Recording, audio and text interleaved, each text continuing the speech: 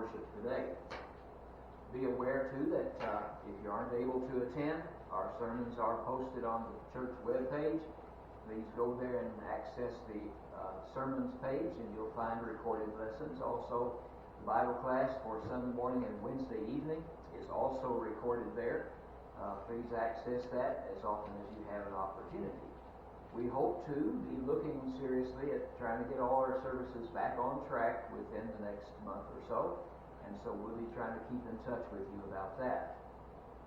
We know that today is a day of recognition for fathers in our midst. Father's Day is always special.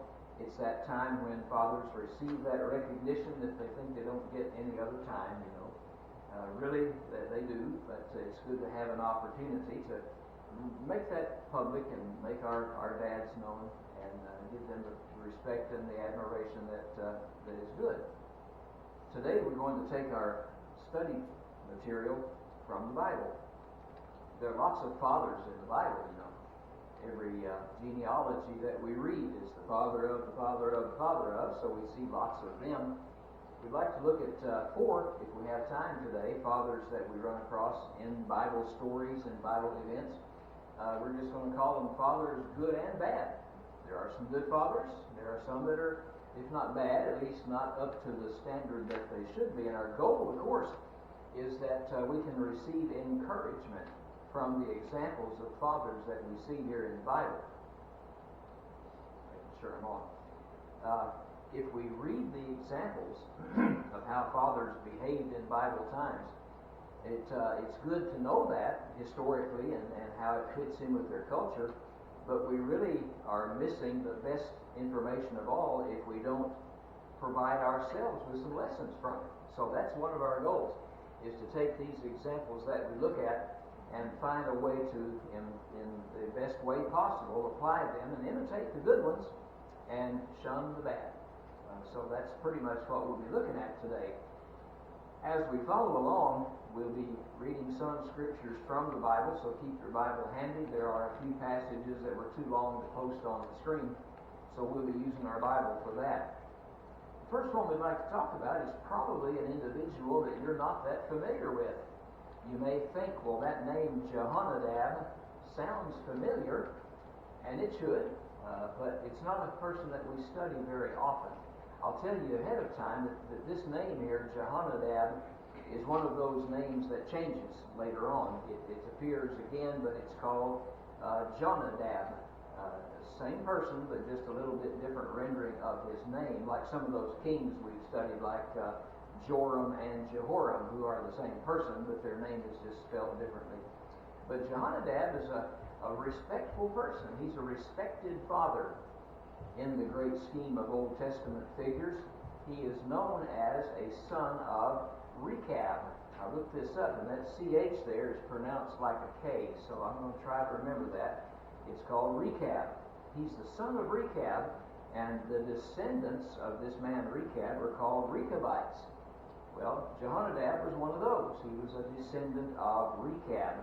And without going into too much detail, what we want to look at here is where we run across this individual. One place we run across him is in 2 Kings chapter 10.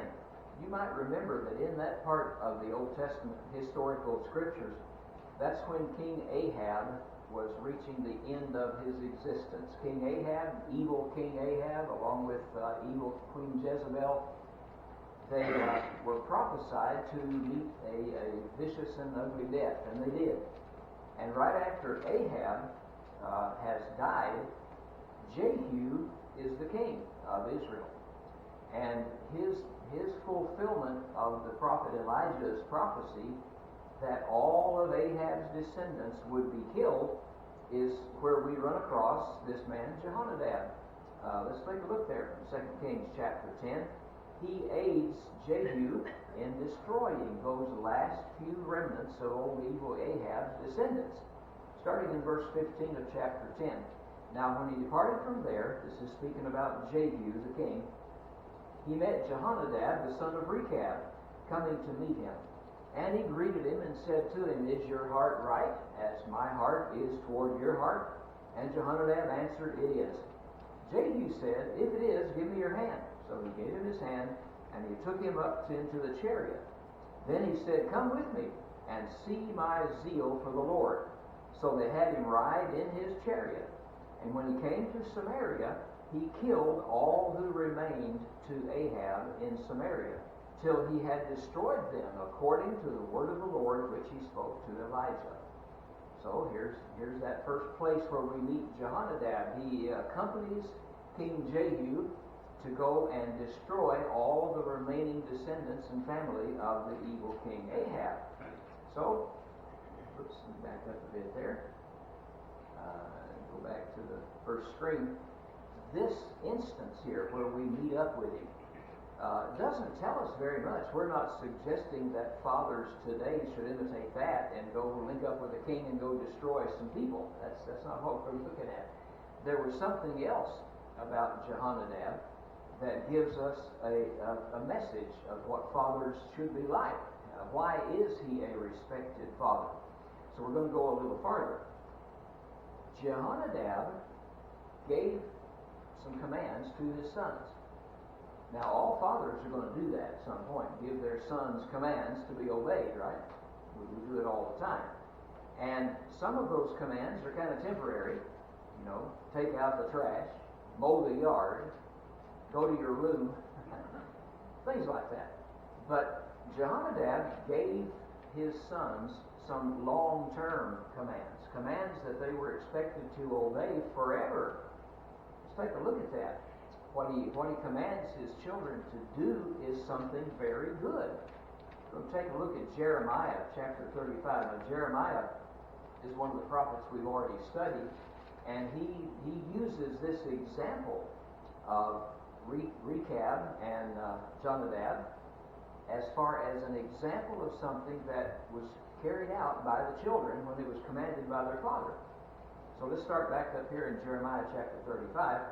Jeremiah is the writer or the speaker here. He says, "Then I set before the sons of the house of the Rechabites." All right, that's the ones that are descendants of Rechab, of whom Jehonadab is one of them. "And I said to them, drink wine. But they said, we will drink no wine.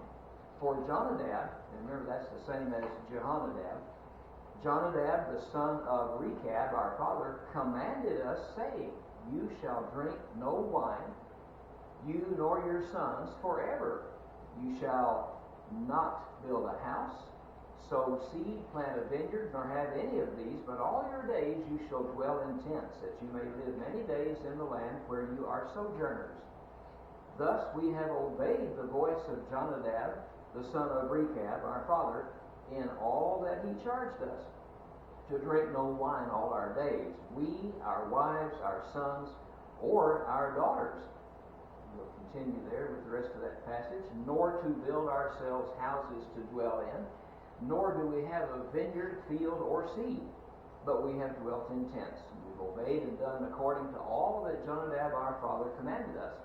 But it came to pass when Nebuchadnezzar, king of Babylon, came up into the land, that we said, Come, let us go to Jerusalem for fear of the army of the Chaldeans and for fear of the army of the Syrians. So we dwell at Jerusalem." These Rechabites were kind of like servants in the places of Israel's occupation. They served somewhat around the temple, but they had this vision. They had this vision of remaining kind of separate from all the luxuries and the goodies and the finery of the life around them. They think back, that's what got Israel into trouble. They began to think that all those fineries and luxuries and all was due them somehow from God. But Rechab apparently had a different vision. He said to all his descendants, let's don't do that. We're not going to drink wine. We're not going to